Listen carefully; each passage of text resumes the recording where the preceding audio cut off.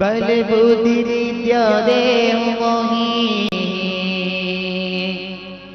हरहु कलेश विकार।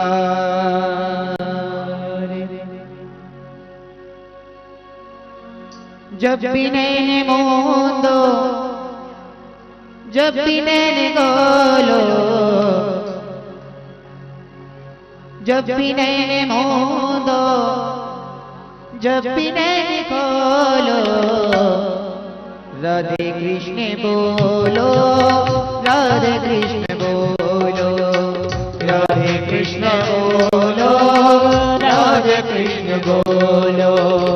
जब भी नैन मोदो जब भी नैन खोलो जब भी नैन खोलो जब भी नैन खोलो राधे कृष्ण बोलो राधे कृष्ण बोलो राधे कृष्ण बोलो राधे कृष्ण बोलो।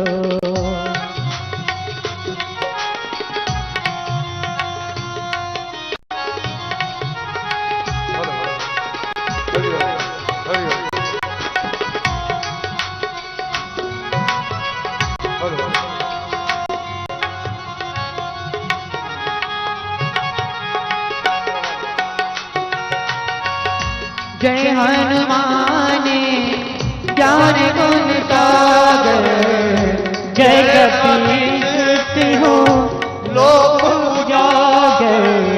राम दूत तुलित बलधामा अंजनी पुत्र पवन सुत नामा। वीर विक्रम बजरंगी कुमति निवार सुमति के संगी सज्जन वरण विराज सुवेशा। कानन कुंडल कुंचित केसा हाथ वज्र और ध्वजा विराज। कांधे मुझ जनेऊ साजे शंकर वर केसरी तेज प्रताप महाजगबंदन। विद्यावान गुणी अति चातुर राम काज करिबे को आतुर। प्रभु चरित्र सुनिबे को रसिया। राम लखन सीता मन बसिया सूक्ष्म रूप धरि सियहि दिखावा। विकट रूप धरि लंक जरावा। भीम रूप धरि असुर सहारे रामचंद्र जी के काज सवारे। लाय सजीवन लखन जियाए। श्री रघुवीर हर शिवर लाए। रघुपति की बहुत बड़ाई तुम मम प्रिय भरत ही सम भाई। सहस बदन तुम रोजस गावे। अस कहि श्रीपति कंठ लगावे। सनिकादिक ब्रह्मादि मुनीसा नारद सारद सहित अमीषा। जम कुबेर दिगपाल जहाते कवि कोविद कहि सके कहाते। तुम उपकार सुग्रीवहि कीन्हा। राम मिलाय राजपद दीना। मंत्र विभीषण माना हृदय सब जग जाना। युग सहस्त्र जो जन पर भानो। लील्यो ताहि मधुर फल जानो। प्रभु मुद्रिका मेलिम कमाहि। जल दिलांग गए अचरज नाही। दुर्गम काज जगत के जेते सुगम अनुग्रह तुमरे तेते। राम दुआरे तुम रखवारे होतन आज्ञा बिनु पैसारे। सब लहे तुम्हारी करना तुम रक्षक काहू को डरना। आपन तेज समारो आपे तीनों लोक हाकते कापे। विकास निकट नहीं आवे महावीर जब नाम सुनावे। नासे रोग हरे सब पीरा जपत निरंतर हनुमत वीरा। संकट ते हनुमान छुड़ावे मन क्रम वचन ध्यान जो लावे। सब पर राम तपस्वी राजा दिल की काज सकल तुम साझा। और मनोरथ जो कोई लावे कोई अमित जीवन फल पावे। चारों जुग परताप तुम्हारा है प्रसिद्ध जगत उजियारा। साध संत के तुम रखवारे असुर निकंदन राम दुलारे। जब भी नैन मोदो जब भी नैन को खोलो जब भी नैन मोदो जब भी नैन खोलो राधे कृष्ण बोलो राधे कृष्ण बोलो राधे कृष्ण बोलो बोलो राधे कृष्ण बोलो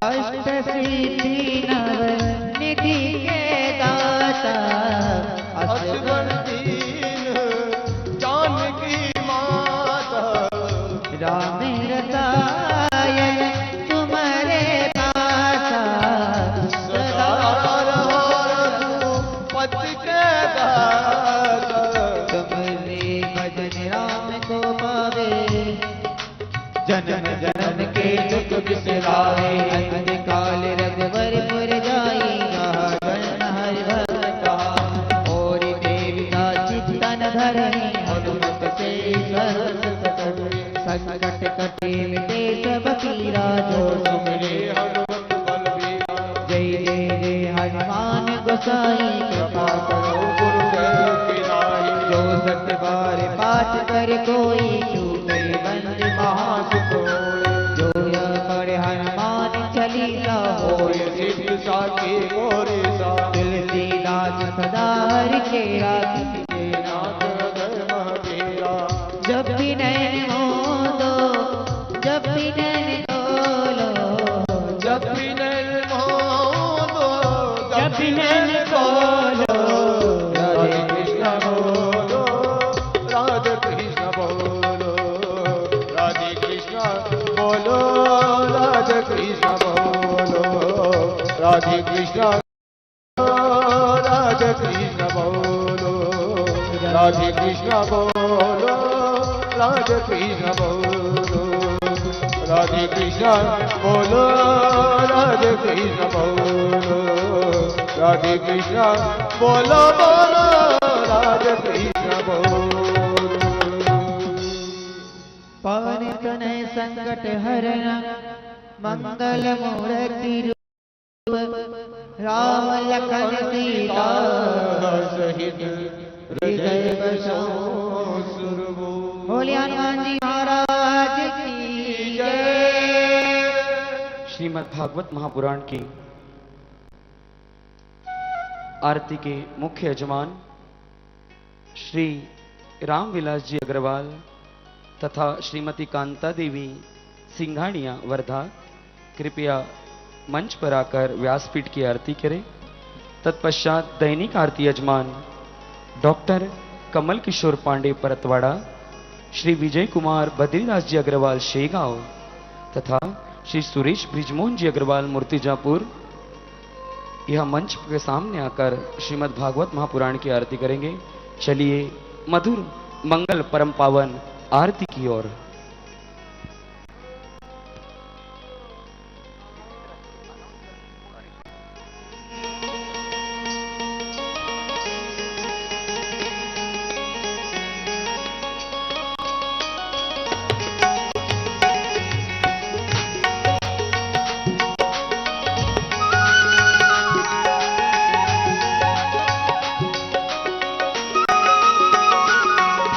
महादेव के भगवान की है आरती पापियों को पाप से है तारती।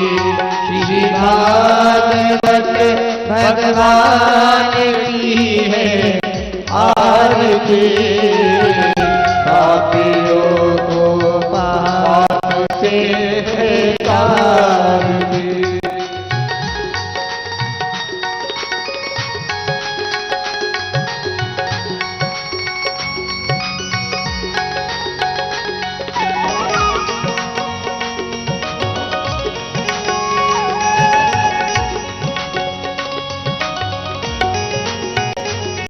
ये शांति गीत पावन पुनीत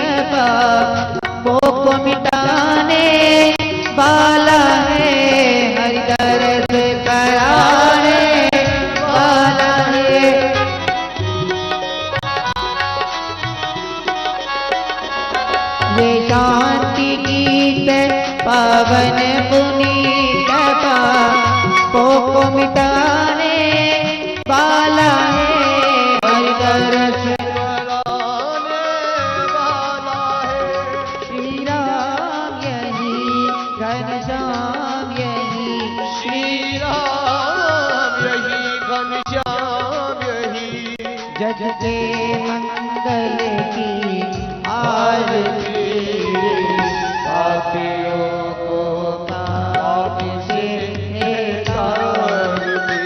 श्री भागवत भगवान की है आरती, पापियों को पाप से तारती।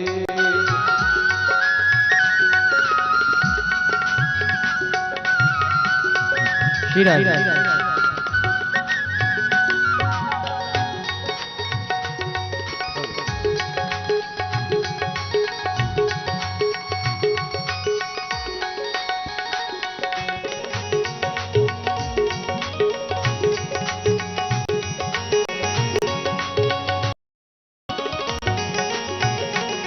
ये मधुरी बोले मधुबन की दौलत, मार्ग बताने वाला है, बिगड़ी को बनाने वाला है।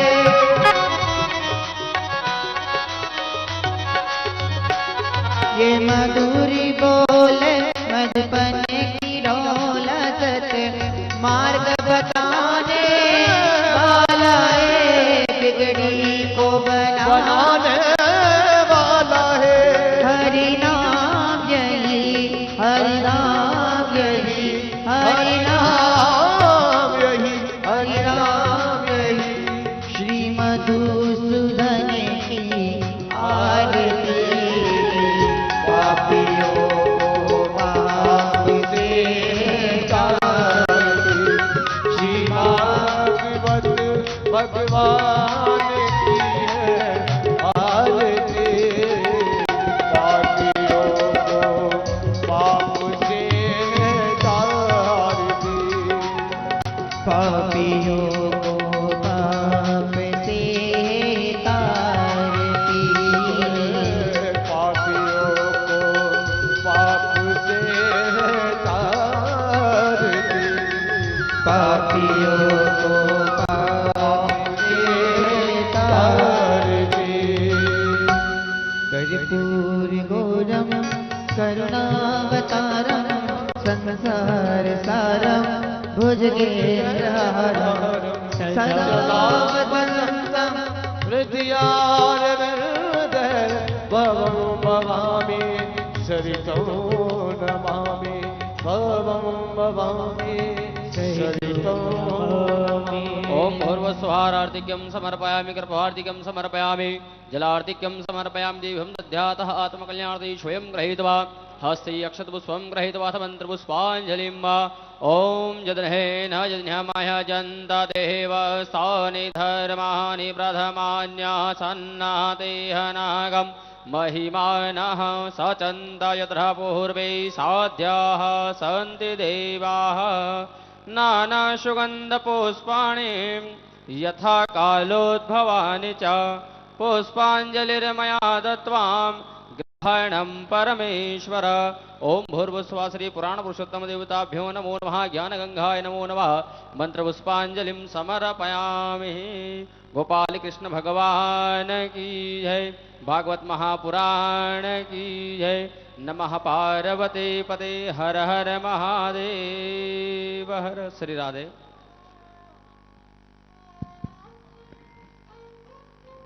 श्री राधे श्री राधे श्री राधे। श्रीमद् भागवत महापुराण सप्तम पुष्प श्री सावरिया के चरणों में हम आज चढ़ाने जा रहे हैं। इस 7 दिन का अनूठा सफर हमारे जिंदगी में एक अनोखी यादों के साथ बंधा रहेगा। ये प्रेम की गाथा, ये भक्ति की गाथा, ये एक संगम है जो इस कामाख्या की धरती गुवाहाटी पर हो रहा है। ये सत्संग जो जीवन को कृतार्थ करता है। इसी तरह सावरिया से अरदास करेंगे कि जिंदगी में जिंदगी के 7 दिन इसी प्रकार हमारे जाए और हम आपके चरणों को प्राप्त करें। धर्म सेवा समिति मूर्तिजापुर जो विगत कई वर्षों से यह उपक्रम चला रही है और दुखी दर्दी जरूरतमंद इंसानों के विषयों को जानकर, उनकी जरूरतों को जानकर इस सेवा समिति ने एक मल्टी स्पेशलिटी हॉस्पिटल एवं क्रिटिकल सेंटर बनाने का जो निर्णय लिया, श्रीमद् भागवत महाकथा के द्वारा इससे हम सहयोग की अपेक्षा करते हैं। आज अपने देश में वैद्यकीय स्थिति यह है कि मरीजों को हर जगह प्राथमिक चिकित्सा तो उपलब्ध होती है, परंतु आपातकालीन चिकित्सा हर जगह उपलब्ध नहीं हो पाती और छोटे शहरों के हार्ट अटैक, एक्सीडेंट जैसे आपातकालीन स्थिति के मरीजों को सही समय पर इलाज भी नहीं मिल पाता और कुछ मरीज तो इलाज हेतु जो बड़े शहर पहुंच जाते हैं, लेकिन बड़े शहरों के आधुनिक खर्चे इन सामान्य परिवारों को आर्थिक बदहाली का शिकार बना देते हैं। इन दोनों समस्याओं का हल एक ही है कि सही समय पर इलाज, और वो भी रियायती दरों पे। आज इस देश की जरूरत है कि ग्रामीण अंचल के आपातकालीन संसाधनों में लैस अस्पताल खोले जाए, जिससे कि मरीजों को सही समय पर इलाज तो मिले, साथ ही सरकारी स्वास्थ्य योजनाओं का फायदा भी इनको अवश्य मिले, जिससे गरीब परिवार आर्थिक बदहाली का शिकार ना होने पाए। ऐसे अस्पताल ग्रामीण अंचल में मील के पत्थर ही साबित होते हैं। इस संकल्पना को मूर्त रूप प्रदान करने हेतु धर्म सेवा समिति ने एक कदम आगे बढ़ाया है। महाराष्ट्र के विदर्भ विभाग में अकोला जिले में स्थित मूर्तिजापुर तहसील के अंतर्गत एक धर्म सेवा समिति ने विज्ञान केंद्र के नाम से एक मल्टी स्पेशलिटी हॉस्पिटल बनाने जा रही है, जो आपातकालीन चिकित्सीय संसाधनों से परिपूर्ण एक क्रिटिकल केयर सेंटर होगा। इस अस्पताल का फायदा ग्रामीण अंचल के करीब 300 देहातों को होगा। इस परियोजना की नींव धर्म सेवा समिति ने रख दी है और कई महानुभावों ने अपना सहयोग देकर इस हॉस्पिटल को कार्यान्वित भी कर लिया है। आइए इस परियोजना की नींव को और मजबूत करते हुए आपकी सहयोग की अपेक्षा में धर्म सेवा समिति मूर्तिजापुर टीवी के माध्यम से, संस्कार चैनल के माध्यम से जो यह कथा श्रवण कर रहे हैं, उन दानदाताओं से, उनके रिश्तेदार और परिवारजनों से हम यही अपील करते हैं कि इस हॉस्पिटल को सहयोग प्रदान कर आज मूर्त रूप प्रदान कीजिए कि शीघ्र अतिशीघ्र उन जरूरतमंदों को, उन मरीजों को समय पर इलाज, सरकारी स्वास्थ्य योजनाओं का लाभ और रियायती दरों में उन्हें यह सब उपलब्ध हो। यही कार्यवश आप लोगों को हम सहयोग की अपील करते हैं। यहां बैठे महानुभाव तथा अनेक देशवासी नागरिकों से हमारी ये याचना है कि आप शीघ्र अतिशीघ्र अनेक प्रकार से सहयोग देकर हमें कृतार्थ करें। आप अपने तरफ से इस प्रकार सहयोग दे सकते हैं। आप हॉस्पिटल के लिए रूम एवं हॉल बनवा सकते हैं, इच्छित साहित्य सामग्री भेज सकते हैं, अस्पताल के ट्रस्टी भी बन सकते हैं और अधिक जानकारी हेतु आप धर्म सेवा समिति का जो काउंटर यहां पर है उससे और टीवी के माध्यम से जो यह कथा श्रवण करने वाले हैं, उन दानदाता स्क्रीन पर चलने वाले दिखाए गए नंबरों पर कांटेक्ट कर अपना सहयोग हमें प्रदान करें। आपके सहयोग की अपेक्षा में धर्म सेवा समिति मूर्तिजापुर। आइए इन सहयोग की श्रृंखला में अनेक सहयोग हमें प्राप्त हुए हैं, उन महानुभावों का हम नाम यहां प्रकाशित करते हैं। 1100 रुपए गगन विजय अग्रवाल शेगांव, इनकी ओर से हुआ है। 1100 रुपए शांता देवी गोयन का अकोला, इनकी ओर से। तत्पश्चात 1100 रुपए लक्ष्मी नारायण तापड़िया खंडवा, इनकी ओर से 1100 रुपए गुप्तदान गुवाहाटी की ओर से। जोरदार तालियों के साथ में इन दानदाताओं का हार्दिक स्वागत करते हैं। 501 ऋषभ चौधरी की जन्मदिन पर ललित चौधरी गुवाहाटी की ओर से गुप्तदान 1100 अकोला की ओर से। श्री मदन लाल जी अग्रवाल बंगई गांव, इनकी ओर से 5100 रुपए की सहयोग राशि। सुभाष जी भूत यवतमाल, इनकी ओर से 5100 रुपए की सहयोग राशि। उनको यहां मंच पर हम आमंत्रित करते हैं, सुभाष जी भूत, और वह यहां आकर माता जी से आशीर्वाद प्राप्त करें। श्री संजय जी मदन लाल जी शर्मा, संजय नर्सरी अकोला, 5100 रुपए। डॉक्टर पांडे को हम यहां पर आमंत्रित करते हैं कि वह माता जी से आशीर्वाद लिए। संजय मदन लाल जी शर्मा, जिन्होंने 5100 रुपए दिए हैं, उनके लिए 1100 रुपए गुप्तदान गुवाहाटी। 1100 रुपए शीतल के जन्मदिन पर शंकर लाल जी बंका वणी, इनकी ओर से है। इस शीतल को दीर्घायु प्राप्त हुए, यही कामना के साथ में जोरदार तालियों के साथ में इसको जन्मदिन की बधाई देते हुए 1100 रुपए गुप्तदान तथा 5101 रुपए श्याम परिवार गुवाहाटी की ओर से। इन श्याम परिवार को, सावरिया सरकार के इस परिवार को हम मंच पर आमंत्रित करते हैं। इस श्याम परिवार ने देवी जी की कथा 20, 21 और 22 3 दिन दिसंबर में गुवाहाटी में गौशाला में आयोजित की है। आइए इस श्याम परिवार को मंच में बुलाते हैं। बोले खाटू नरेश की, बोल हारे के सहारे की। और मन से देवी जी का आशीर्वाद प्राप्त करने के पश्चात 1100 रुपए सीताराम अजय शंकर जगाती गुवाहाटी की ओर से।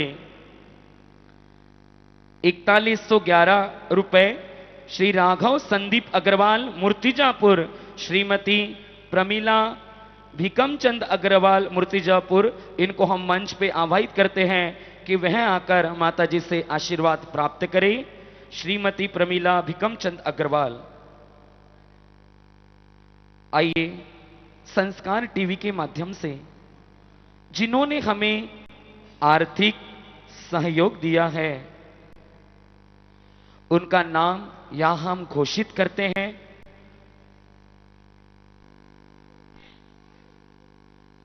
₹1100 मदन मोहन गुप्ता गंगापुर राजस्थान। जोरदार तालियों के साथ में इनका हम हार्दिक स्वागत करते हैं। 1011 स्वर्गीय रविंद्र नारायण यादव की ओर से, स्मृति में नागपुर से। 1100 रुपए श्री श्यामलाल जी शर्मा ढाणे वाले, बालाजी महाराज के पुजारी नारायणगढ़ जिला मंदसौर, इनकी ओर से पंडित जी के चरणों में अभिवादन करते हुए जोरदार तालियों के साथ में। तथा 1100 रुपए को रुचि अरविंद कुमार सिंह जमशेदपुर, इनकी ओर से। तथा 1100 रुपए सुरेंद्र कुमार गुप्ता आगरा, इनकी ओर से। 2100 रुपए जगमोहन पाल सफदरगंज दिल्ली, इनकी ओर से। जोरदार तालियों के साथ में इन सभी दानदाताओं का हार्दिक स्वागत करते हैं। प्रीत दिनेश यादव मूर्तिजापुर, इनके जन्मदिन के उपलक्ष्य में 2100 रुपए का सहयोग राशि श्री दिनेश श्यामलाल जी यादव मूर्तिजापुर, इनकी ओर से है। जोरदार तालियों के साथ में इस बच्चे की दीर्घायु की कामना करते हुए बोल सावरिया सरकार की। प्रणय प्रकाश गोकुले, जो कि दारवा से हैं, इनके जन्मदिन के उपलक्ष्य में इनके पिताजी श्री प्रकाश राजाबाऊ गोकुले दारवा यवतमाल, इनकी ओर से 2100 रुपए की सहयोग राशि हमें प्राप्त होती है। चिरंजीव प्रणय के लिए जोरदार तालियों के साथ में दीर्घायु की कामना करते हुए बोल सावरिया सरकार की। और हमारे बीच में दरियापुर से श्री बाल किशन जी पनपालिया, जिन्होंने 51 पोते सीमेंट के देने की घोषणा धर्म सेवा समिति हॉस्पिटल के लिए की गई है। जोरदार तालियों के साथ में बाल किशन जी पनपालिया का हम स्वागत करते हैं और उनको मंच पे आवाहित करते हैं कि वे आकर देवी जी से आशीर्वाद प्राप्त करें। बोल सावरिया सरकार की। घोषणाओं की राशि इसी प्रकार चलती रहेगी। अनेक सी और घोषणाएं बाकी हैं। आइए श्रृंखला को आगे बढ़ाते हैं, स्वागत सत्कार को आगे बढ़ाते हैं और सत्कार के रूप हमें धर्म सेवा समिति जिन्होंने इस परिवार की नींव रखी है, परिवार को जोड़ा है। अनेक समुदाय, अनेक प्रकार के लोग इस परिवार में जुड़कर एक रूप को प्राप्त हो रहे हैं, एकात्मता को प्राप्त हो रहे हैं। ऐसे धर्म सेवा समिति जिन्होंने धर्म कर्म को प्रधानता देकर हर सामाजिक कार्यों में अग्रसर होकर, हर कार्यों में भाग लेकर इस परिवार को लाभान्वित किया है। आइए इस धर्म सेवा समिति मूर्तिजापुर के कई मेंबर हैं जिनको हम मंच पर आवाहित करते हैं कि वह आकर देवी जी से आशीर्वाद प्राप्त करें। धर्म सेवा समिति से जुड़े सभासद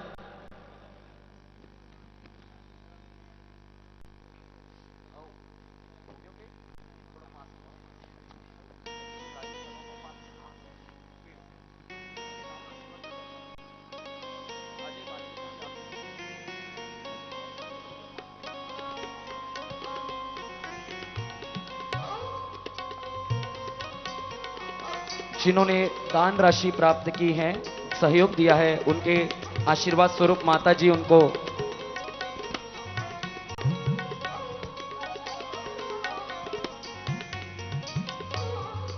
आइए धर्म सेवा समिति मूर्तिजापुर श्री प्रमोद जी अग्रवाल, एडवोकेट संजय जी अग्रवाल, श्री प्रशांत जी अग्रवाल, श्री राजेश जी अग्रवाल, रितेश सबाजकर, श्री किरण मारवाल, अजय जी वियाणी, लक्की अग्रवाल,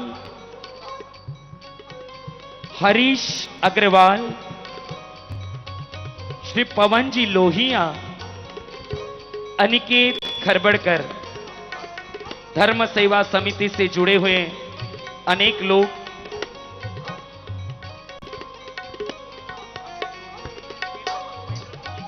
श्री महेंद्र जी जोशी,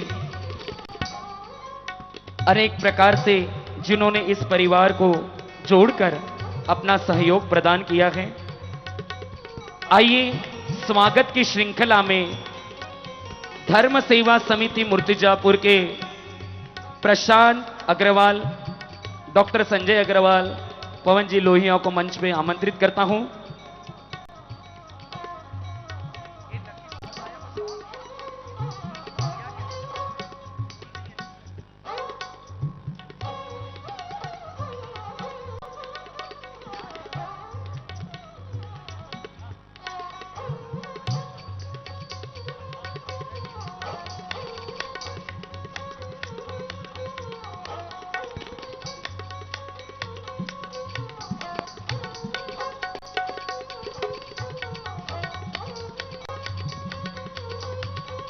कुमारी साची नांगलिया की जन्म दिवस पर श्री कैलाश चंद जी गणेशलाल जी अग्रवाल आकोट, इनकी ओर से 5100 रुपए की सहयोग राशि हमें प्राप्त हुई है।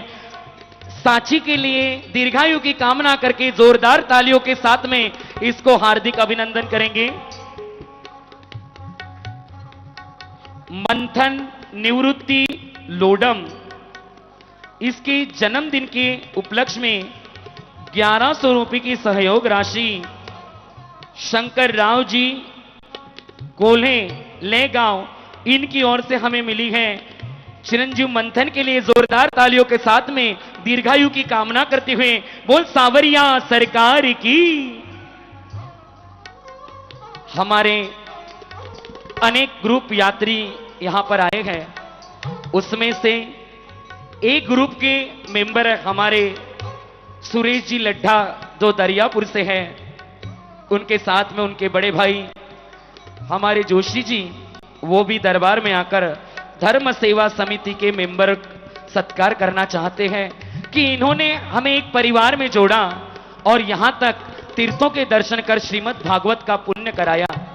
आइए हम श्री सुरेश जी लड्ढा एवं जोशी जी, इनको ग्रुप ए की तरफ से बुलाते हैं। उन्होंने श्री प्रमोद जी जो धर्म सेवा समिति के मेंबरों में से हैं, उनका सत्कार कर धर्म सेवा समिति का वो सत्कार करना चाहते हैं।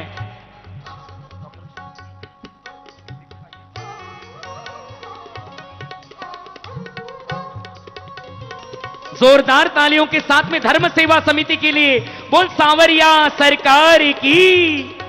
डॉक्टर छाया मोहड़ जिन्होंने इस सेवा समिति में अपना वैद्यकीय सहयोग दिया, उनको हम मंच पर आवाहित करते हैं कि वह भी आकर माता जी से आशीर्वाद लेवें।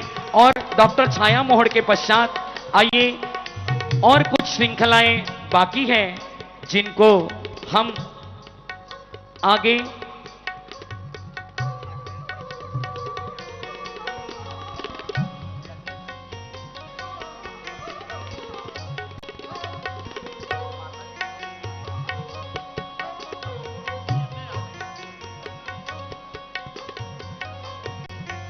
धर्म सेवा समिति की ओर से सुश्री वर्षा जी नागर, इनके माता जी अखिलेश जी, विनोद जी एवं राजीव जी आकर आशीर्वाद ले। धर्म सेवा समिति उनका भी स्वागत करती है। मामा परिवार शीघ्रातिशीघ्र आकर आप धर्म सेवा समिति की ओर से सत्कार एवं माता जी से आशीर्वाद ग्रहण करें।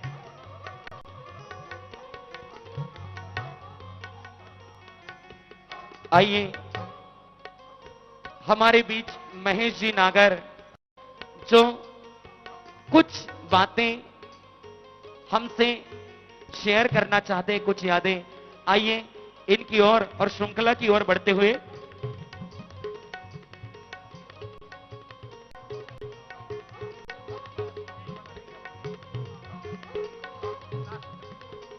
श्री अरुण जी शर्मा बंबई वाले, जिन्होंने भी सेवा कार्य में रत रहकर धर्म सेवा समिति का सहयोग किया है, उनको मंच पर आवाहित करके हम माता जी से आशीर्वाद लेने की अभिवादन करते हैं, विनंती करते हैं। और हमारी आवाज ज्यादातर मेरी ये आवाज आपके तक पहुंचाने के लिए ये हमारे साउंड मैनेजर जिन्होंने इस बुरी आवाज को आपको तक पहुंचाया और माता जी की सुमधुर आवाज को आपके कानों में उतारा, उनके लिए इस साउंड समिति से आए हुए भैया का हम माता जी से आशीर्वाद रूप दुपट्टा देकर स्वागत करना चाहते हैं। जोरदार तालियों के साथ में 7 दिन का ये सफर, 7 दिन की ये आवाज आपके तक पहुंचाने के लिए बोल सांवरिया सरकार की। और इस आवाज को आप तक पहुंचाने वाले भाई कुमार योगेश जी, मंच संचालक जिन्होंने बहुत अच्छा संचालन किया है, एक बार आप सब इनका। और बहुत ही श्रेष्ठ भजन गायक हैं, आप भी आशीर्वाद लें माता जी से। हरिओम।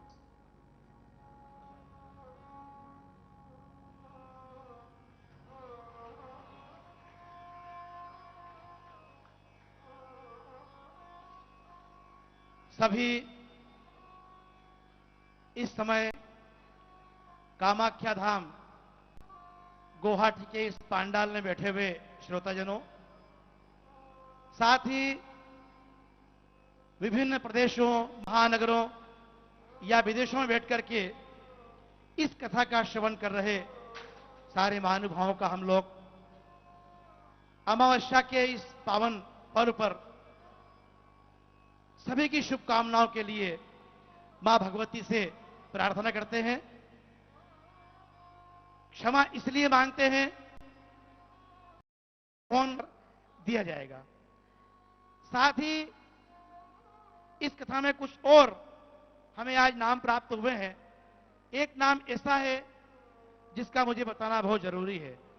मैं इस वक्त भारत भूमि से दूर वाशिंगटन अमेरिका से जो पूरे परिवार के साथ इस कथा श्रवण का लाभ लिया है, भाई हेमंत भाई और नलिनी बहन, उन्होंने हरिद्वार कथा के प्रसाद के लिए 11,000 रुपए का दान वहां से भेजा है। हम पूरे भारतवासियों की ओर से उनका बहुत बहुत अभिनंदन करते हैं। साथ ही 21,000 रुपए उज्जैन कप्तान सिंह मित्र मंडल जय गणेश परिवार के द्वारा हरिद्वार कथा के लिए प्राप्त हुए हैं, उनका बहुत बहुत धन्यवाद। 5,000 रुपए महेंद्र जी अलबेला, गोपाल जी पुरोहित नलखेड़ा, उनकी ओर से प्राप्त हुए हैं, धन्यवाद। दयाल दास जी बैरागी बैरछा मध्य प्रदेश, उनकी ओर से 5,000 रुपए प्राप्त हुए हैं, बहुत बहुत धन्यवाद। शाहजहांपुर से 11,000 रुपए इस कथा के लिए प्राप्त हुए हैं, बहुत बहुत धन्यवाद। साथ ही 5,000 रुपए कांग्रेस उपाध्यक्ष शाहजहांपुर से भाई नीरज जी वैष्णव, उन्होंने प्रदान किए हैं, धन्यवाद। साथ ही 7 दिनों से बांसवाड़ा से हमारे बीच रेखा जी कंसारा पधारी है, 21,000 रुपए उनकी ओर से प्राप्त हुए हैं। मैं आग्रह करूंगा कि वो आकर के स्वागत भी करना चाहती हैं, वर्षा जी का स्वागत करें और आशीर्वाद लें। बहन रेखा जी कंसारा बांसवाड़ा। मैं इन तमाम महानुभावों का आभार और प्रदर्शन करना चाहूंगा। इस कथा के निमित्त जो यजमान बने हैं, जैसा कि उनके नाम की हम घोषणा कर चुके हैं, नारायण सिंह जी साहब, रूप सिंह जी राठौड़ साहब और गुप्त दान के रूप में 5 लाख रुपए छत्तीसगढ़ से, मेहरबान सिंह जी साहब, नारायण सिंह जी बापू जो भीम आलोट वहां से 21,000 रुपए, पंडित गोटू शुक्ला जी गणेश मंदिर धार 11,000 रुपए, रामगढ़ की ओर से 21,000 रुपए। इन महानुभावों की ओर से यहां पर इस कथा के निमित्त कुछ दान राशियां प्राप्त हुई है। मैं आभार की इस बेला में एक नाम और लेना चाहूंगा। इस धर्म सेवा समिति के जो प्रबंधक हैं, मैंने उनकी सहजता को देखा है, मैंने उनकी सरलता को देखा है। माइक पर नहीं आते, सामने नहीं आते, लेकिन इतना बड़ा कारवा लेकर के साथ में चलते हैं। यह कथा सबको विदित है।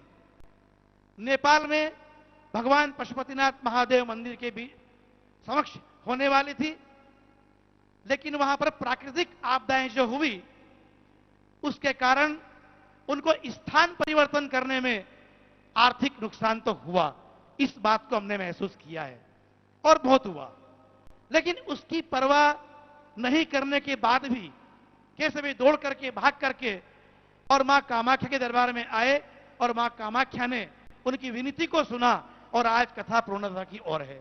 हम सब माता के चरणों में नमन करते हैं और भाई प्रमोद जी को मैं मंच पर बुलाता हूं कि आप पधारें और वर्षा नागर जी से शीफल के रूप में आप आशीर्वाद प्राप्त करें। आप मुझे बोल रहे थे, मुझे बोलना नहीं आता, लेकिन अगली कथा पुनः हमारा मानस बन चुका है कि वर्षा नागर जी के मुखान से ही होगी।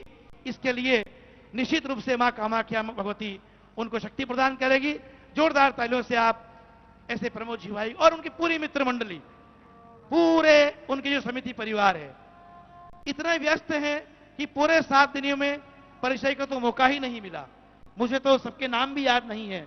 फिर वो यहाँ पर पाठ करने वाले पंडित जन हो, कैमरामैन हो, चाहे साउंड वाले हो, या उनके साथ कंधे से कंधा मिला करके सारी समिति, मैं नाम नहीं बोल पा रहा हूं तो मुझे क्षमा करिएगा। सबने काम किया है, बहुत काम किया है। उन सबका मैं बहुत बहुत आभार करता हूं। कैटरिंग व्यवस्था, जिन्होंने आपकी भोजन व्यवस्था की है, अकोला से लेकर के मूर्तिजापुर से लेकर के तो कामाख्या तक, उन सारे बंदों को जिन्होंने सेवा की है, पत्तलें उठाई है, थालियां साफ की है या भोजन बनाया है, सभी का हम लोग शुभकामनाएं यहां से देते हैं। और साथ ही इस कार्यक्रम की रिकॉर्डिंग सीधे लाइव प्रसारण के माध्यम से, संस्कार टीवी के माध्यम से, जो सबसे पहले हमें बल मिला मुंबई में भाई सुधाकर जी, हम आपका बहुत बहुत अभिनंदन करते हैं, आपकी पूरी टीम को अभिनंदन करते हैं। और जिस तरह की टीम आप इस कार्यक्रम को संयोजन करने के लिए भेजते हैं, निश्चित रूप से हम बहुत गदगद हैं, हमारी समिति बहुत गदगद है कि ऐसे व्यक्तित्व आप हमारे बीच भेजते हैं कि जिनका आभार करना हमें मजबूर कर देता है। मैं पूरी टीम की ओर से भाई कौशल जी को बुला रहा हूं कि वो यहां पर पधारें और पूरी, चाहे संतोष भाई हो, चाहे मधुकर जी हो, चाहे हमारे, पधारें आप लोग। आई कौशल जी पधार जाएं।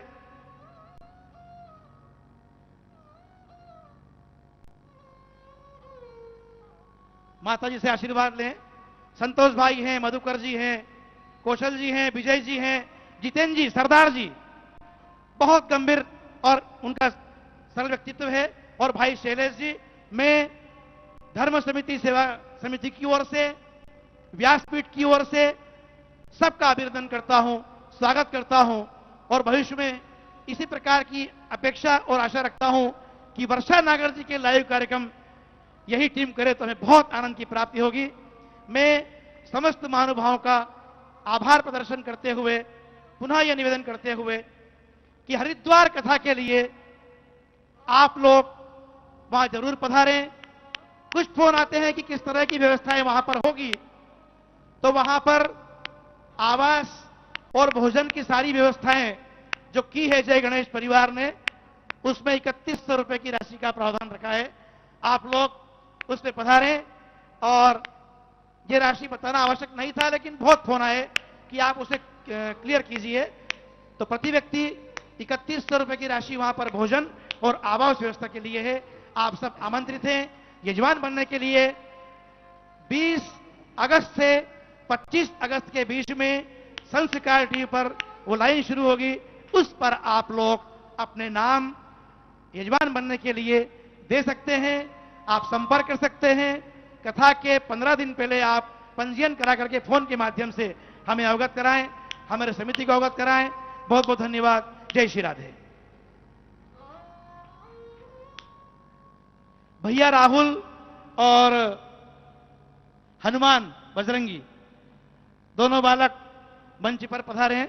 ये अपने कॉलेज छोड़ करके, जब कथा द्वारिका हुई थी, पूरी इनकी टीम सहृदय भाव से इन्होंने वहां पर बहुत कार्यक्रम किए थे और यहां भी ये सहयोग प्रदान करते हैं। नलखेड़ा जो भैया शिवम है, ये इन्हीं के कॉलेज में पढ़ते हैं, सब लोग साथ साथ।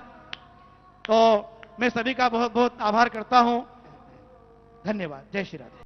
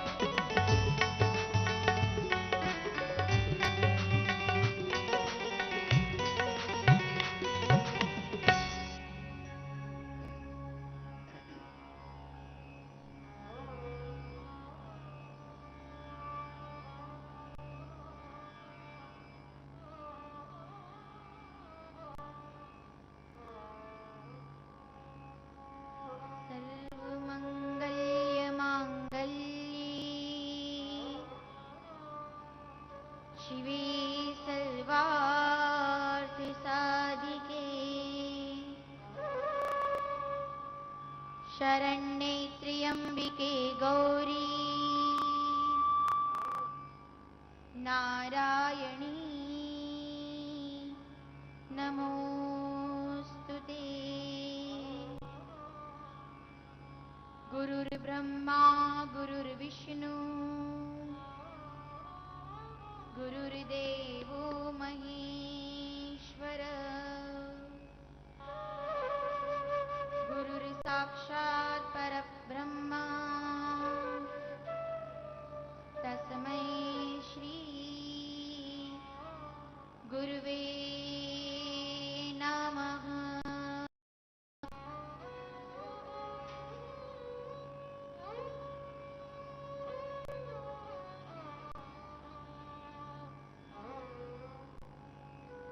व्यासाय विष्णुरूपाय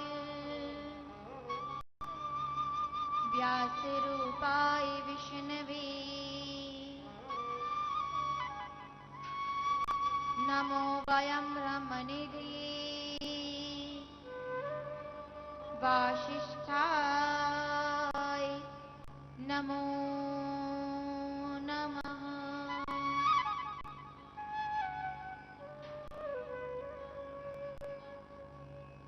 कृष्णाय वासुदेवाय हरये परमात्मने प्रणतक्लेशनाशाय श्रीगोविन्दाय नमो नमः।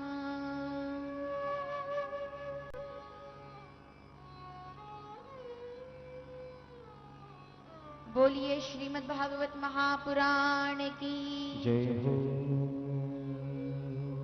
श्री कृष्ण कन्हैया लाल की जय हो। बगला मुखी महारानी की जय हो। श्री सांवरिया सरकार की चतुर्भुजनाथ भगवान की जय हो।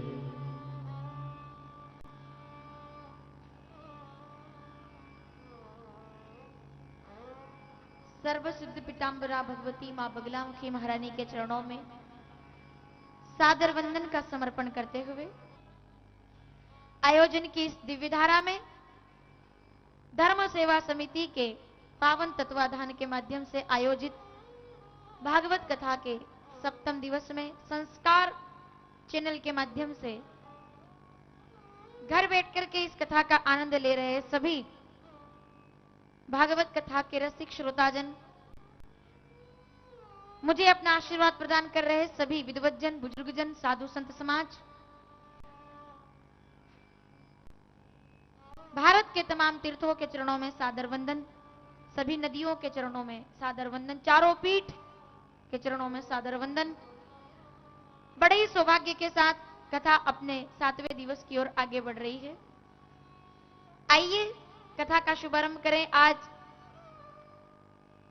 जितनी महत्ता भारत भूमि की हम गा लें उतना ही कम है, क्योंकि अमावस्या का यह पावन पर्व, ये हमारी कथा का बड़ा सौभाग्य रहा है कि ऐसे तो 7 ही दिन बड़े बिरले रहे हैं, क्योंकि हमने अधिक मास में कथा का श्रवण किया है। लेकिन हमारी कथा में अगर मैं प्रथम दिन की बात करूं तो गौशाला से हमारी कलश यात्रा प्रारंभ हुई।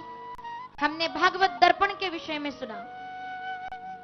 दूसरे दिन हमने राजा परीक्षित के जन्म की पावन कथा का श्रवण किया। मां द्रौपदी के पावन प्रसंग के साथ हमने मोह और ममता से छूटने का एक प्रबंधन श्रवण किया।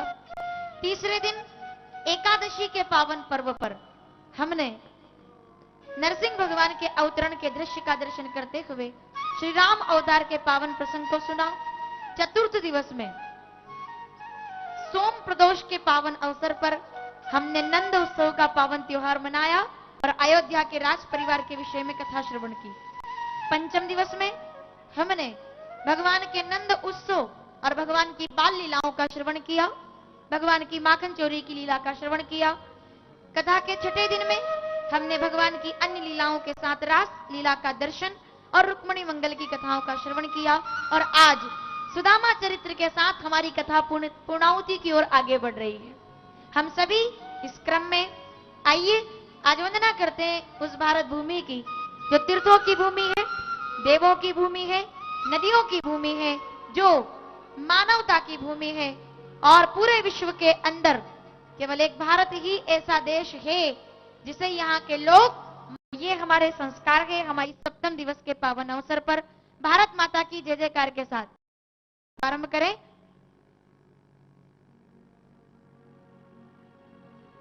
जरा दोनों हाथ उठाकर वंदे वंदे, और भारत भूमि के चरणों में आज की वंदना सादर समर्पित। जहाँ डाली डाली पर सोने की, उत्तरत ये समुद्रस्य हिमाद्रेशे च दक्षिणाम वर्ष तदा भारत नाम भारती यत्र संतति।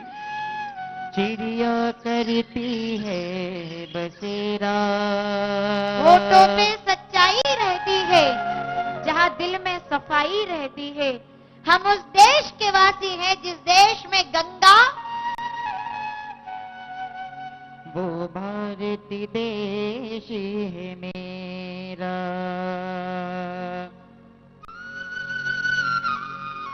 वो भारती देश है मेरा। भारत माता की।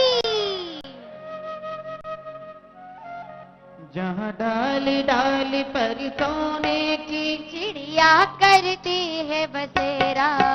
वो भारत देश है मेरा, वो भारत देश है मेरा, वो भारत देश। दोनों हाथ उठाकर तालियों के साथ। वो भारत देश है मेरा। सत्य अहिंसा और धर्म का पग पग लगता डेरा।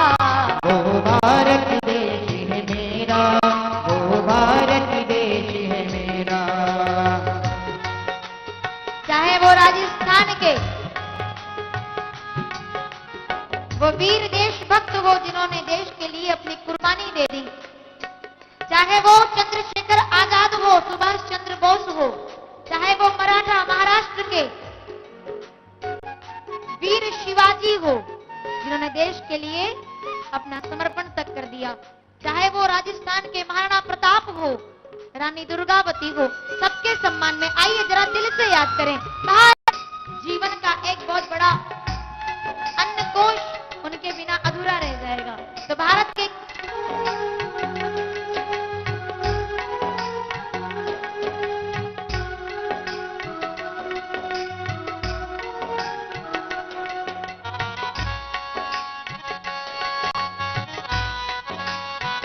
देश के जवानों को सलाम, देश के सिपाहियों को सलाम, देश के फौजियों को सलाम, देश की सीमा को सलाम।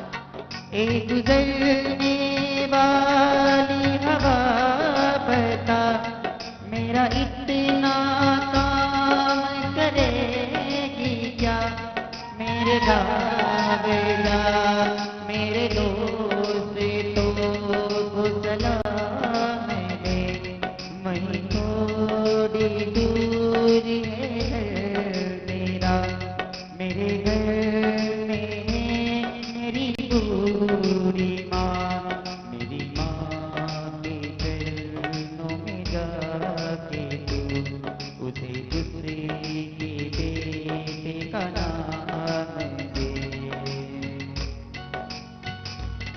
ए गुजरने वाली हवा बता, मेरे दोस्त तो मेरी माँ को तू उसे दूसरे के बेटे का नाम दे, उसे दूसरे के बेटे का नाम दे।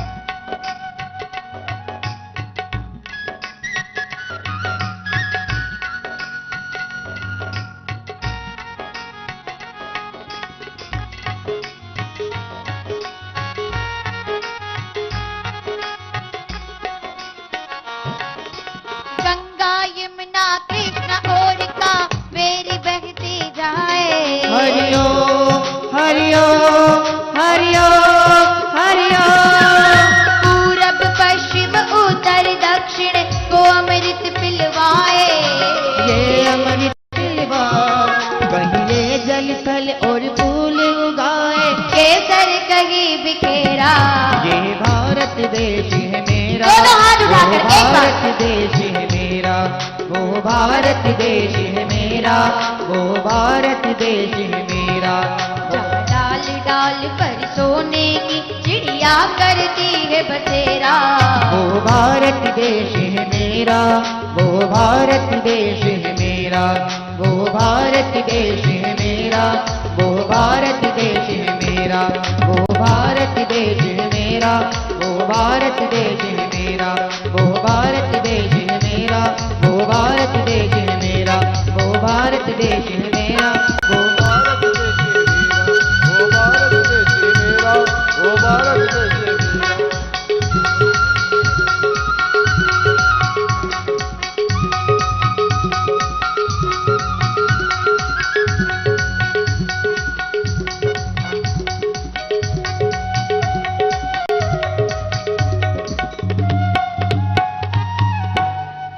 भारत माता की, एक बार दोनों हाथ उठाकर वंदे वंदे।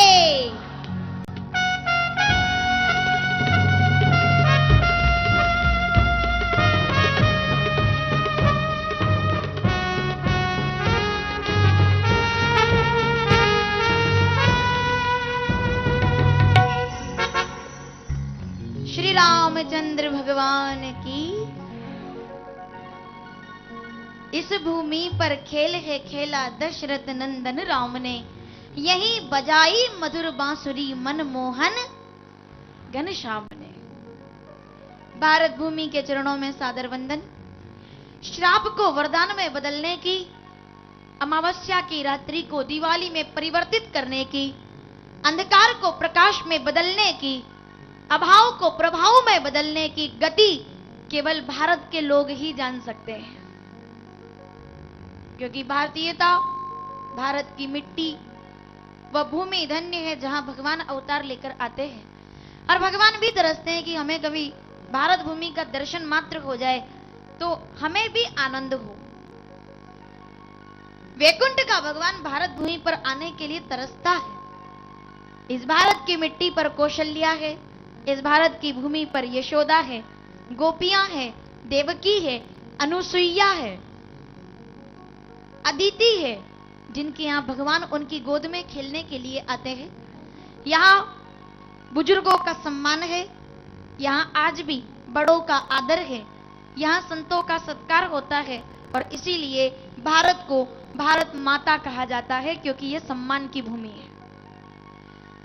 जीवन उस व्यक्ति का धन्य हो जाता है जो अपने आचरण, अपने चरित्र, अपने व्यवहार में भगवान की कथाओं को समाहित कर लेते हैं। जो लोग आज कथा पूर्णता की ओर बढ़ रही है, क्या वास्तव में कथा पूरी हो रही है?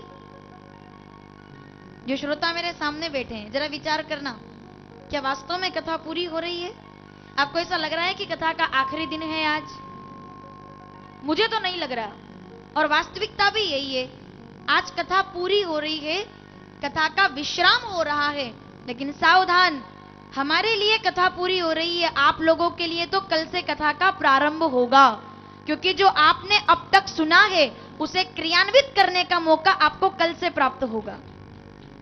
सुन तो आपने लिया बड़े मजे से, मुस्कुरा करके, प्रसन्न होकर के, रो करके, हंस करके, गा करके, सुन तो आपने लिया, लेकिन श्रवण पर्याप्त नहीं है, उसका मनन और चिंतन आपको करना होगा। मेरा ज्ञान आपके चक्षुओं को खोलने का काम कर सकता है, लेकिन दर्शन का काम तो आपकी आंखों को ही करना होगा। मेरा ज्ञान, ये भागवत की बातें, ये पुराणों का महत्व आपने सुन तो लिया है, लेकिन अब ये कथा केवल सुनी ना जाए, इसे जीवन में उतारा जाए, इसे क्रियान्वित कीजिए, आत्मसात कीजिए। लोग जब आप महाराष्ट्र पहुंचे तो आपको देखकर ये ना कह दें कि ये लोग कथा सुनकर के आए हैं, आपको देखकर के वहां के लोग कहने चाहिए कि ये लोग कथा सुनकर के नहीं, ये लोग कथा बनकर के आ रहे हैं आसाम की पावन भूमि से। कथा आपके जीवन में उतरे, ये कथा आपके चरित्र में उतरे, ये कथा आपके व्यवहार में उतरे, ये कथा आपके जीवन में नजर आए, कैसे जिए ये कथा सिखाती है। ये पुराण सिखाते हैं। इन पुराणों में इन किताबों में जो रहस्य भरा हुआ है ये कभी बदलेगा नहीं। दो लाइनें मुझे याद आ गई एक शेर की कि प्रेम कर लीजिए बेइंतहा इन किताबों से, प्रेम कर लीजिए, मोहब्बत कर लीजिए बेइंतहा इन किताबों से, क्योंकि एक यही है जो अपनी बातों से कभी पलटा नहीं करती। जो आपने यहां सुना है वो कभी पलटेगा नहीं, ये आपको बदलेगी लेकिन ये कभी बदलने वाली, क्योंकि ये सनातन है, ये पुराण है, ये आपके जीवन को जागृत करेंगे, तेजमय बनाएंगे। ये जीवन की धारणा है। और धारयति इति धर्म, धर्म किसको कहते हैं? जो धारण किया जा सके, जो जीवन में उतारा जा सके, केवल बाहर से नहीं, जो अंदर से परिवर्तन कर सके। राजा परीक्षित जी से सुखदेव जी महाराज पूछ रहे हैं, राजन बताओ तुम्हें कैसा लग रहा है? How are you feeling now? What would you like to speak about that 7 days which you have spent with me, that of Ganga, जिसके आश्रय में तुमने इस कथा का श्रवण किया है। जरा बताओ तुम्हें कैसा लग रहा है? परिवार की याद तो नहीं आ रही? संसार की याद तो नहीं आ रही? घर बार की याद तो, आज तुम्हारे जीवन का आखिरी दिन है, तुम्हें परिवार याद तो नहीं आ रहा? क्या तुम्हारे मन के भाव है? जरा मुझे बताओ। कहीं ऐसा तो नहीं कि बाहर बाहर से कथा सुन रहे हो और अंदर ही अंदर से परिवार के नाम की माला जप रहे हो? कहीं ऐसा तो नहीं कि बाहर के तन का रंग तो बदल गया लेकिन मन का रंग भी? कहीं भूख प्यास तो नहीं लग रही? कहीं डर तो नहीं लग रहा कि मृत्यु आने वाली है? सावधानी से सुनना। राजा परीक्षित कहते हैं, गुरुदेव आप मुझसे कह रहे हैं कि मैंने क्या पाया है 7 दिनों में, मैं क्या जवाब दूं? जवाब मिलेगा श्रीमद् भगवद गीता के 18वें अध्याय के 73वें श्लोक में। जब भगवान ने ज्ञान दिया तो अर्जुन ने एक ही श्लोक बोला, केवल अंत में गीता के 18वें अध्याय में एक ही श्लोक बोला बस। जब भोलेनाथ ने माता पार्वती को कथा सुनाई तो उन्होंने भी यही बात कही। सूत जी ने शौनकादिक मुनियों को कथा सुनाई तो उन्होंने भी यही बात कही। अष्टावक्र जी ने जनक जी को कथा सुनाई तो उन्होंने भी यही बात कही। काकभूषुंड जी ने गरुड़ जी को कथा सुनाई तो उन्होंने भी यही बात कही।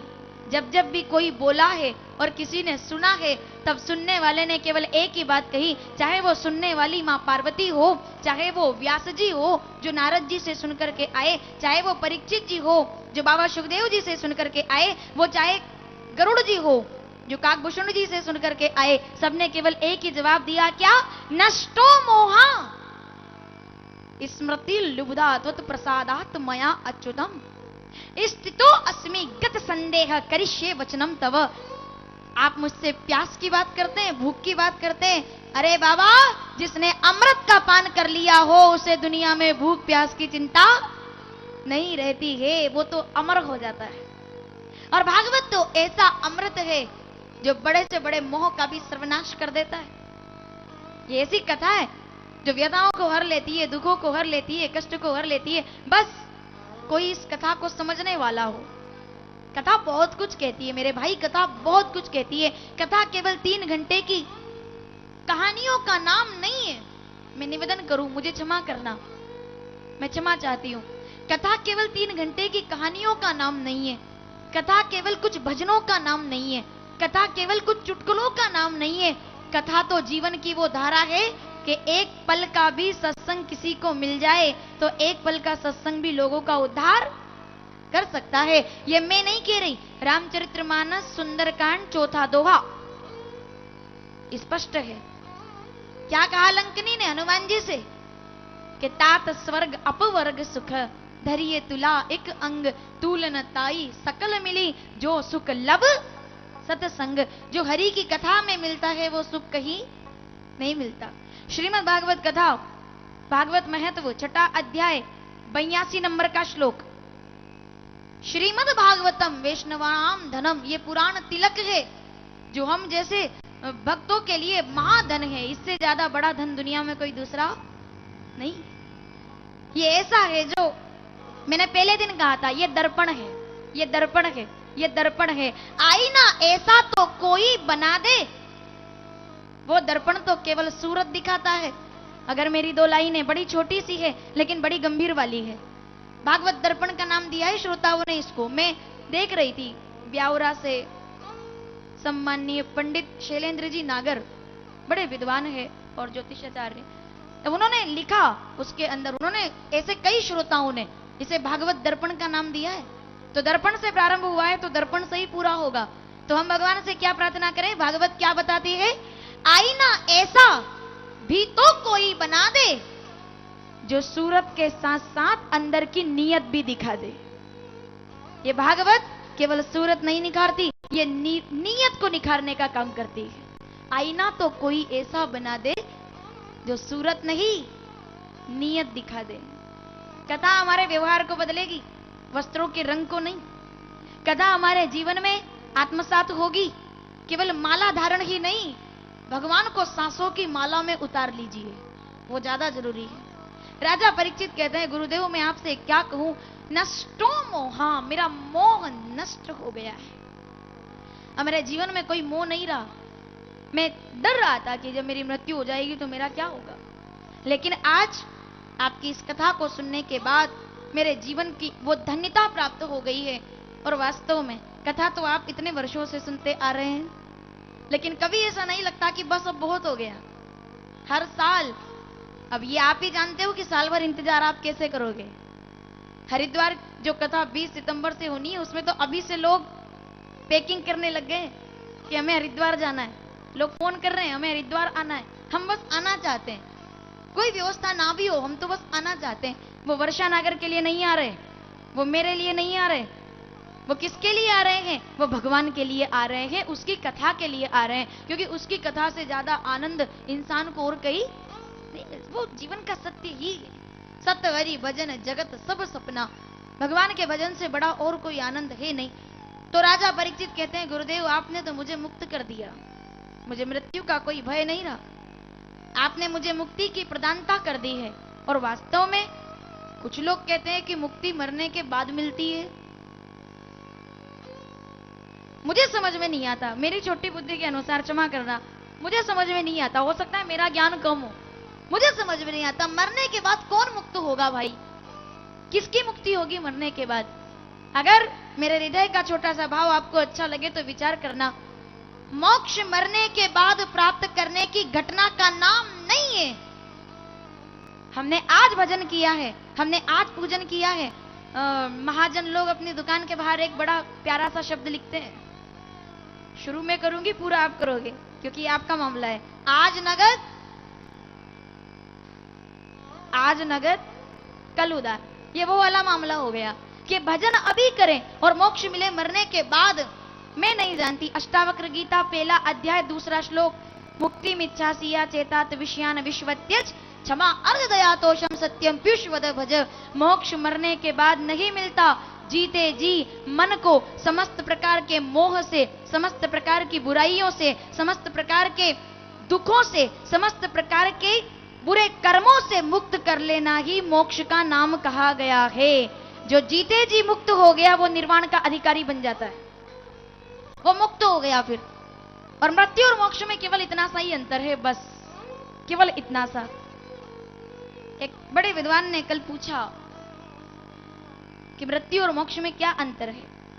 मैंने बहुत छोटी बुद्धि के अनुसार एक छोटी सी परिभाषा प्रयास किया है कि समझ तो सके कि मृत्यु और मोक्ष में क्या अंतर है। अगर आपको अच्छा लगे तो मुझे अपना आशीर्वाद जरूर दीजिएगा कि मृत्यु और मोक्ष में क्या अंतर है। मृत्यु किसे कहते हैं, मोक्ष किसे कहते हैं? इच्छाएं चलती रहे, इच्छाएं बाकी रहे, सांसें समाप्त हो जाए, उसको मृत्यु कहा जाता है। इच्छाएं, अपेक्षाएं, महत्वाकांक्षाएं, ख्वाहिशें बाकी रहे, इच्छाएं बाकी रहे। शब्दों पर ध्यान रहे आपका, बड़ा भूल भुलैया है। इच्छाएं बाकी रहे, सांसें समाप्त हो जाए, उसको मृत्यु कहते हैं। सांसें बाकी रहे, इच्छाएं समाप्त हो जाए, उसको मोक्ष कहा जाता है। सांस तो चल रही है लेकिन कोई इच्छा नहीं, तन समर्पित, मन समर्पित और यह जीवन समर्पित। चाहता हूं तुझे कुछ और भी दूं लेकिन तुझसे कुछ मांगू नहीं, बस मोक्ष हो जाए मेरा। और कितनी बार आप लोगों का मोक्ष हो चुका है, ये आपके जीवन की सच्चाई मैं आपको बता रही हूं, ये किताबों का ज्ञान नहीं है।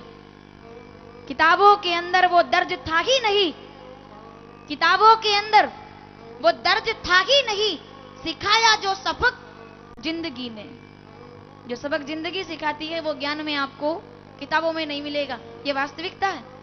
एक जीवन वो है जब सांसें चल रही है और इच्छाएं समाप्त हो जाए। कई बार आप मंदिर के अंदर जाते हो, ईमानदारी से जवाब देना, मंदिर की जैसे ही गर्भगृह के अंदर आप जाते हो, भगवान से प्रार्थना करते हो, नमन करते हो, पूजन करते हो, सोच के तो बहुत कुछ जाते हो कि ये भी मांग लूंगा, वो भी मांग लूंगा, ये भी कह दूंगा, लेकिन जैसे ही आप भगवान के विग्रह के सामने खड़े होते हो, दोनों हाथ जोड़ लेते हो, आंखें बंद कर लेते हो और सारी की सारी इच्छाएं समाप्त हो जाती है कि क्या मांगू, तूने सब तो तूने ही दिया है, तुझसे क्या मांगू। हे रोम रोम में बसने वाले राम, जगत के स्वामी, है अंतर्यामी, मैं तुमसे क्या मांगू। जो है सब तेरा ही तो है, कुछ ना दिया हो तो मांगू, सब तूने दिया ही तो है। क्या भगवान ने नहीं दिया। हाँ, वो असंतुष्ट लोगों के लिए फिर उसका कोई इलाज नहीं है, लेकिन क्या नहीं दिया भगवान ने। प्रसन्न रहिए दुनिया के अंदर, मुस्कुराते रहिए दुनिया के अंदर, क्योंकि जो भगवान ने आपको दिया है वो किसी को भी नहीं दिया। आपको इतना समय दे दिया है, आपको इतनी सद्बुद्धि दे दी है, आपको इतना मौका भगवान ने दे दिया है धर्म सेवा समिति के माध्यम से कि आप अपने घर परिवार को छोड़ें और 7 दिनों तक पुरुषोत्तम मास के पावन अवसर पर मां शक्तिपीठ कामाख्या धाम में आकर के भागवत कथा का श्रवण कर सकें। ये आपको मिला है। और हम क्या मांगे भगवान से। आप चाहे कथा के पंडाल में बैठे हो या टीवी के सामने, आपने तो भागवत सुन ली, आपने तो कथा सुन ली, आपके परिवार यहां बैठे हुए हैं, कई लोगों के परिवार टीवी पर बैठे हुए हैं, आपने तो कथा सुन ली, पुण्य तो आपको मिलेगा, क्योंकि आपने वो पाया है जो सबके भाग्य में। धन तो कोई भी पा सकता है। सिकंदर ने कितना पैसा कमाया, याद रख सिकंदर के हौसले तो आली थे, जब गया था दुनिया से दोनों हाथ, वो क्या लेकर जा सका। लेकिन एक बात है, इंसान संचय धन का नहीं कर सकता, लेकिन वो अच्छे कर्मों का संचय कर सकता है कि दुनिया वाले उसे याद रखें कि काम ऐसा करो कि नाम हो जाए, काम ऐसा करो कि नाम हो जाए, और नाम ऐसा करो कि सुनते ही सारे काम हो जाए। जरूरत ही ना पड़े, काम नाम से ही काम होने लगे तो समझ लेना कि आपने करोड़ों की दौलत पाली है। वरना तो दुनिया के अंदर लोग आते हैं, लोग जाते हैं, यहां तो इतना कुछ है, आग लगी है चारों ओर, कहां कहां मुस्कुराएंगे। लेकिन उसमें भी एक मन में बड़ा सवाल उठ जाता है, कैसे जिए दुनिया के अंदर। चारों तरफ तो आग ही आग है, चारों तरफ तो कलयुग के ऐसे आवेश है, चारों तरफ तो कलयुग के ऐसे आक्रमण है कि कहां बचे हम। मुझे एक गीत की 2 लाइनें याद आ गई, शायद आपने सुना होगा। रस्में उल्फत को निभाएं तो निभाएं कैसे, हर तरफ आग है दामन को बचाएं तो बचाएं कैसे। रस्में उल्फत को निभाएं तो निभाएं कैसे। कैसे रहे दुनिया के अंदर खुश हर दूसरे दिन। है जिंदगी, है जिंदगी, तू ही बता मैं कैसे तुझे प्यार करूं। सावधान। है जिंदगी, तू ही बता मैं कैसे तुझे प्यार करूं। तेरी हर सुबह मेरी जिंदगी की उम्र कम कर देती है। हर दिन जा रहा है, हर पल जा रहा है, जो जी लिया वही जीवन है। कल एक महानुभाव आए थे मेरे पास ऊपर मिलने के लिए, शायद वो बैठे होंगे यहाँ पर। बोले जीवन क्या है। मैं नहीं जानती जीवन क्या है, मैं इतना जानती हूं जो जी लिया जाए वही जीवन है, जिसमें आप आनंदित हो, जिस पल में आप हर्षित हो। रस्में उल्फत को निभाएं। वो 2 लाइनें अगर गा सके तो, अगर याद हो तो जरा भाव से दर्द समझिएगा इस गीत का, जिंदगी का दर्द समझिएगा। रस्में उल्फत को निभाए तो निभाए कैसे। रस्में उल्फत को निभाए तो निभाए कैसे। रस्में उल्फत को निभाए तो निभाए कैसे हर तरफ आग है दामन को बचाए कैसे रस्मी उल्फत को निभाए तो निभाए कैसे हर तरफ आग है दामन को बचाए कैसे रस्मी उल्फत को निभाए तो निभाए कैसे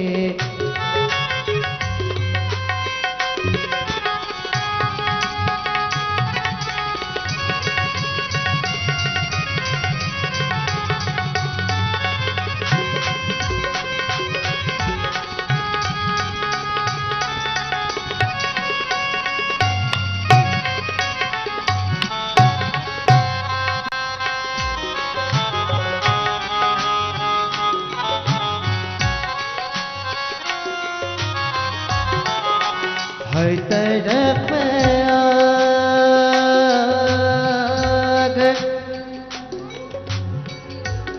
आग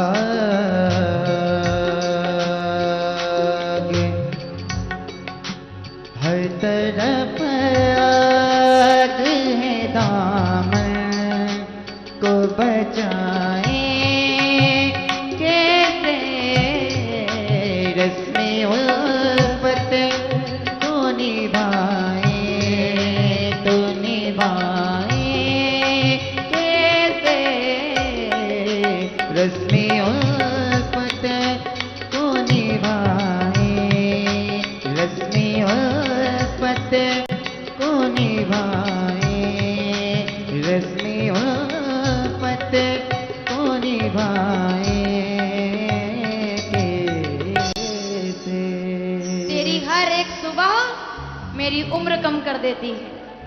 रस्म उल्फत को निभाए तो निभा एक को मनाए तो दूजा रूठ जाता है।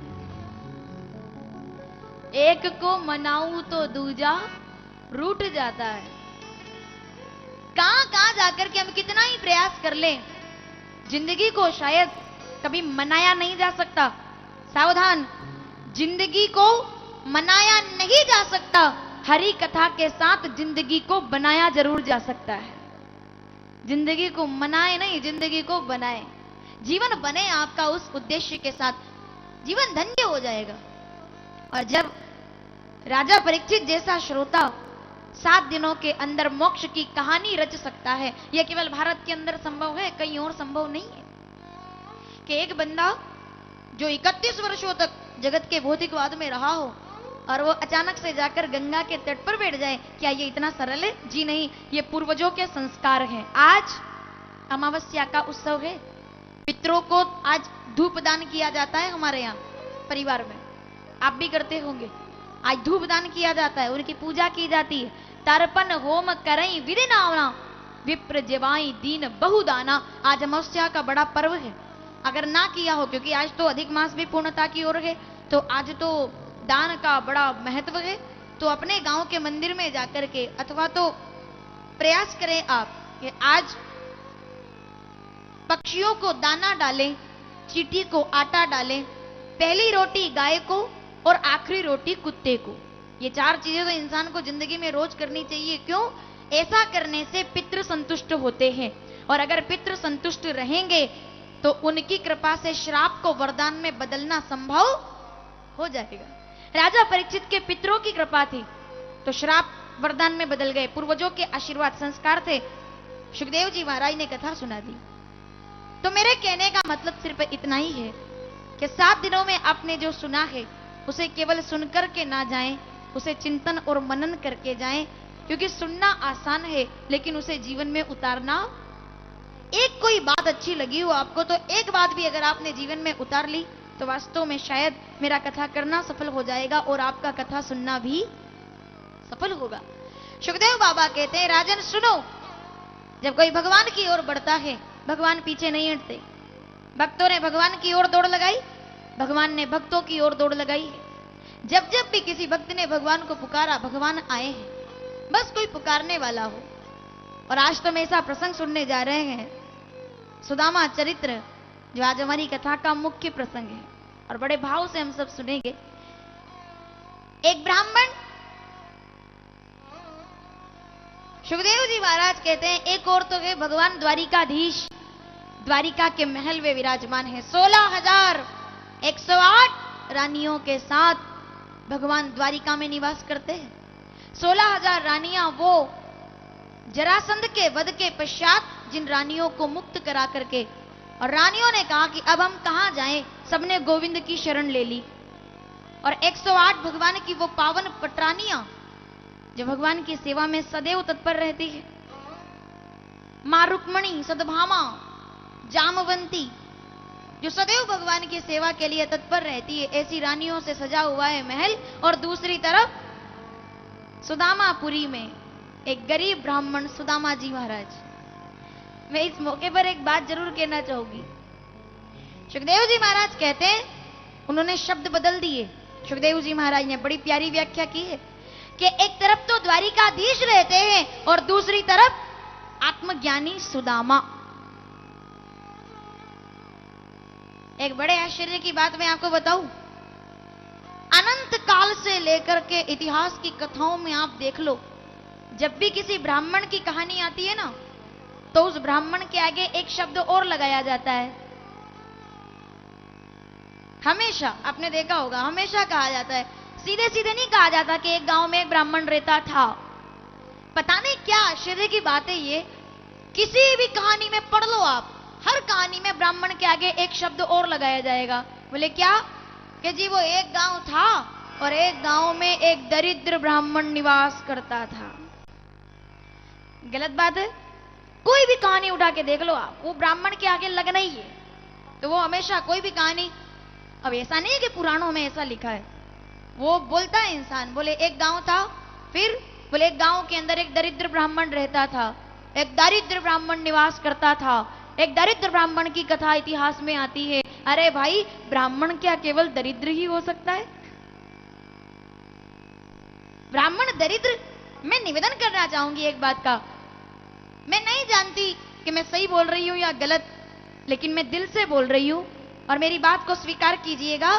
भारत का कोई ब्राह्मण कभी भी दरिद्र नहीं हो सकता है, क्योंकि अगर केवल पैसे की बात की जाए, प्रमाण क्या है इस बात का?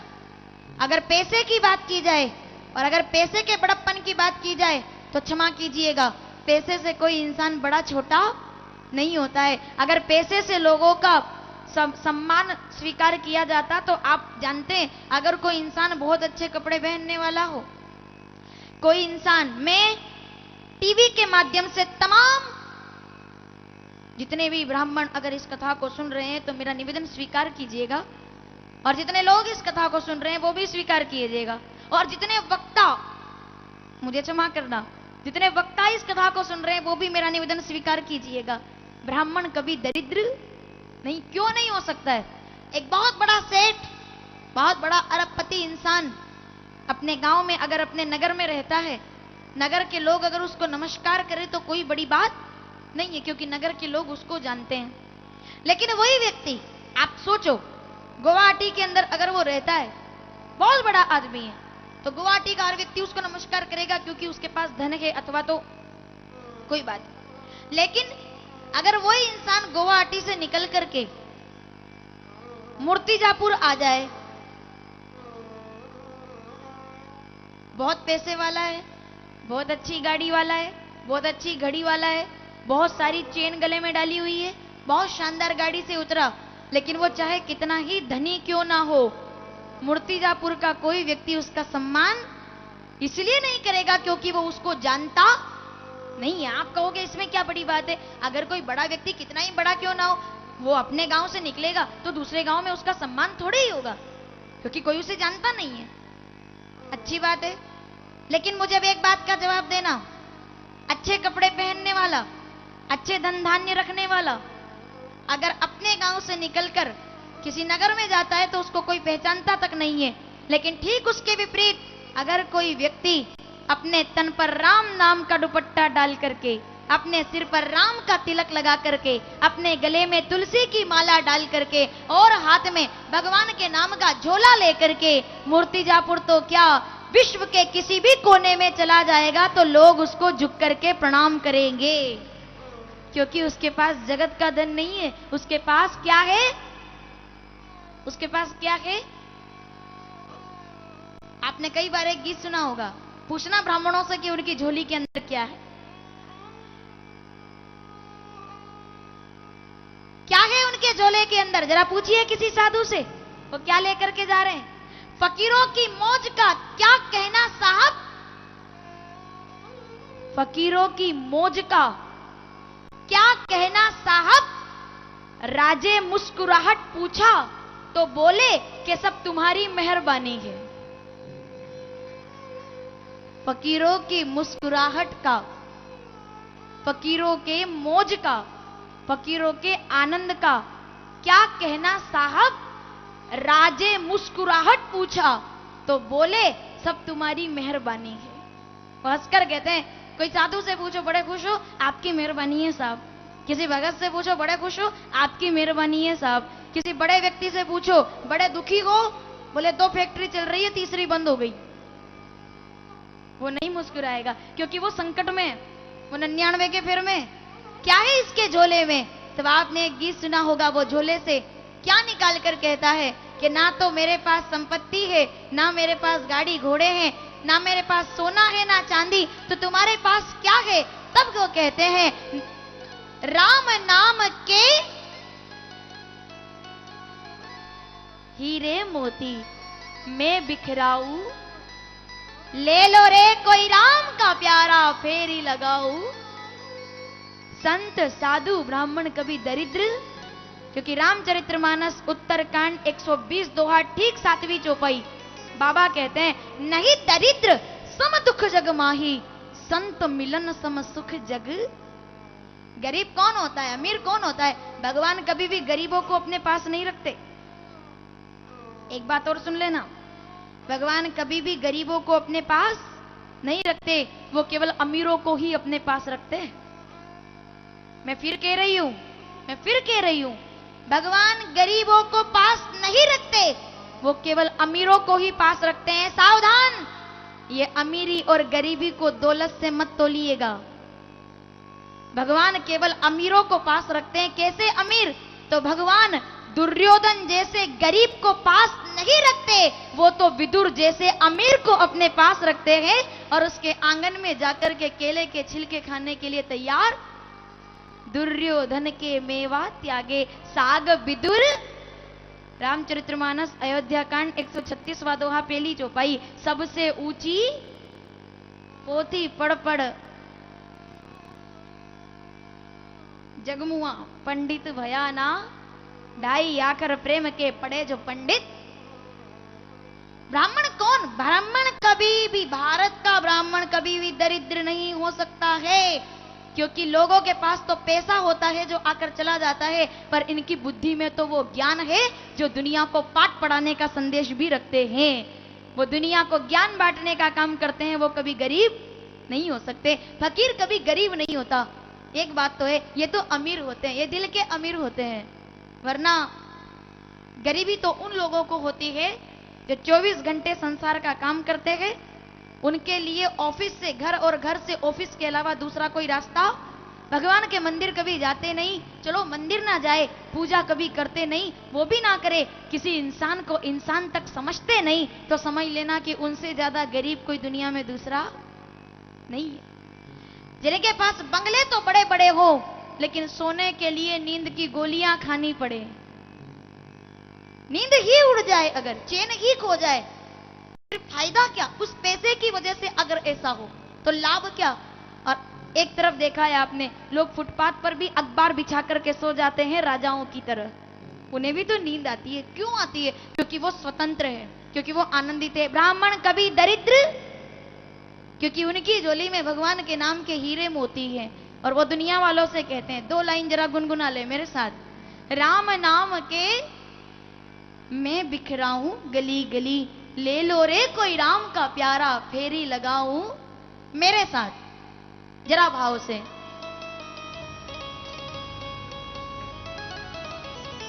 राम नाम के हीरे मोती, राम नाम के कितने बार हमें अवसर मिलते हैं, कितनी बार हमें जगह जगह जाने का अवसर मिलता है, दर्शन का अवसर मिलता है। ये कृपा किसकी है? ये भगवान की है।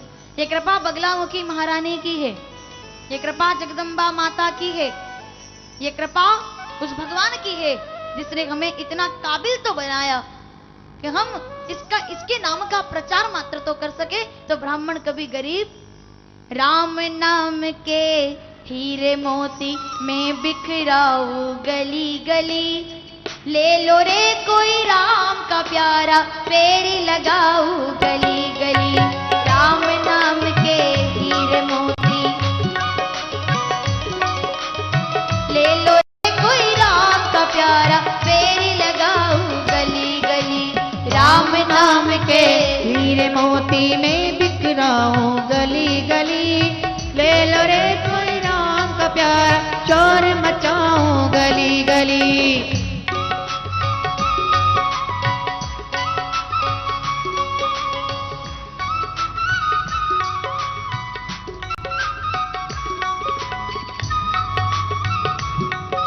हरि बोल।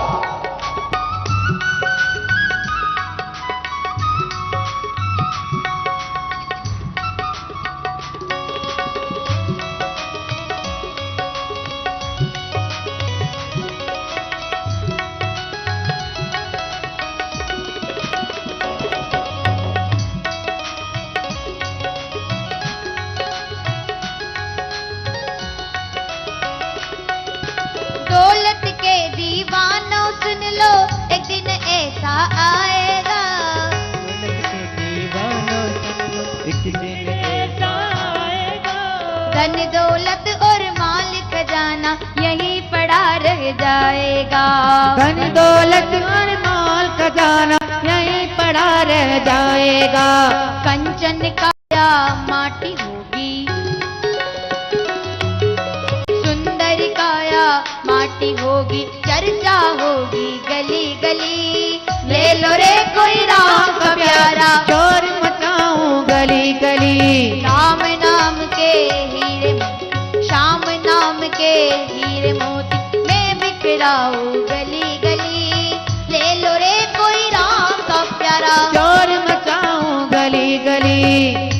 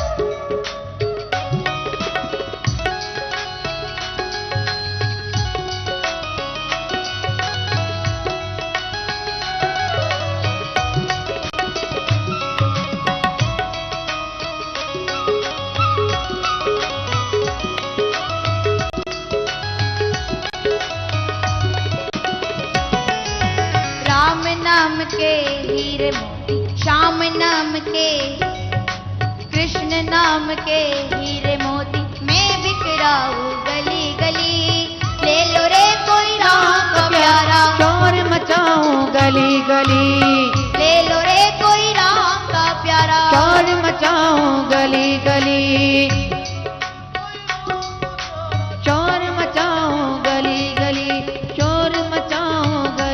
गली।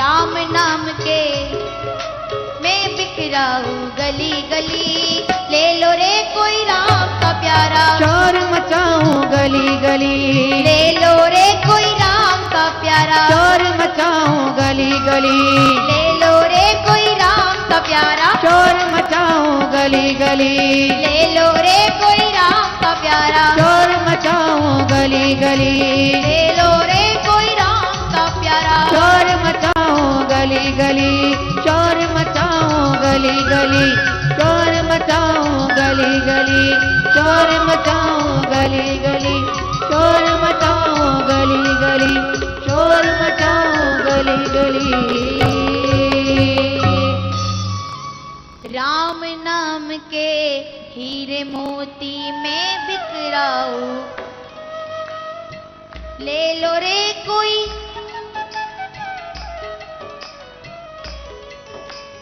ले लो रे कोई राम का प्यारा,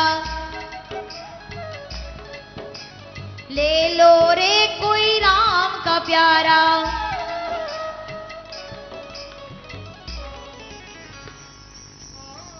श्री रामचंद्र भगवान की। राजा परीक्षित कहते हैं, नष्टो मोहा स्मृति लुब्धा, कि आपकी कथाओं के प्रसंगों से मेरा मोह नष्ट हुआ और मेरे जीवन का ज्ञान जागृत हो गया, और ये पावन कथा मेरे जीवन